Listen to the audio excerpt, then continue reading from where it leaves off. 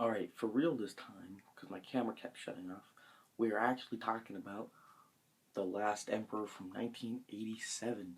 Um, I don't know how many Oscars this one actually. It won a few. It won a few. A pretty good number. Anyways, so it's about the last emperor of China, and it's his life story. And I feel like life story movies are really tricky. They can either be really good, like Forrest Gump or whatever, and sometimes they can just be kind of boring, you know. And this one could almost be either.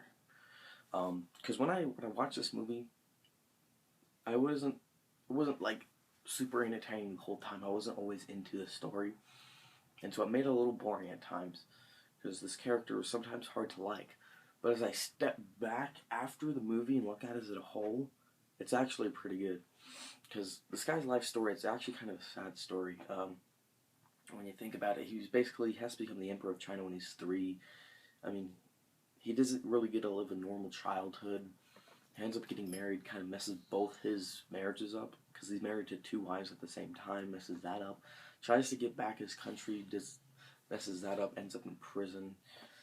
And it's like, I can understand why this guy isn't always the greatest guy. Sometimes he's especially when he's the emperor, of course, he's a little snotty rich kid or whatever you want to say. But even his childhood was really rough. I mean, he was taken away from his mother, and then the closest thing he had to a mother was taken away from him. And so he had a rough life, and you kind of understand, he's not going to be this great person. And I like the scenes where he's in prison because I feel like he's humbled and you can, I don't know. But yeah, so the story, while watching it, I wasn't too into it. But as I look back, it was pretty interesting. Now the thing about this movie, the visuals are amazing. The sets and the costumes. I don't know what it is about Asian architecture, but I really like those old Chinese buildings and those old costumes. They just look really good on film. But this movie was shot also really well. Like if you look up like best cinematography shots or whatever, there'll probably be at least a few from here. And I like how this movie uses color a lot too, because like when he's younger, even though, like I said earlier, it wasn't always the greatest things happening to him, but still, he was still Emperor of China. People would do whatever he said, so that was probably the best part of his life. And it's very colorful and bright. You got lots of warm colors. You had the yellows and oranges and reds. And then later on in his life, when it's not as good, but it's pretty decent. He's still got his wives and whatnot.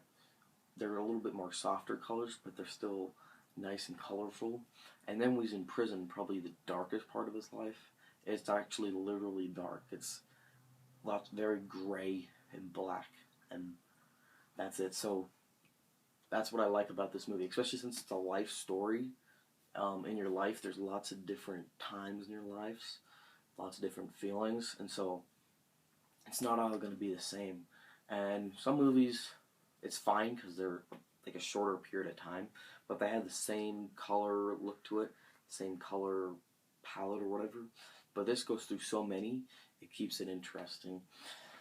So, anyway, it was a good movie. It was made very well, great cinematography, interesting story. But watching it, it's not the most fun movie to watch, unless you just really enjoy cinematography. So I'll give it about a 7.8. Um, uh, for enjoyment, I'd give it like a 6.5. Made, like how it was made, like an 8.5, 9 maybe. So anyways, that's what I gotta say about that. Our next movie is Dances with Wolves. So thank you for watching, and I'll see you next time.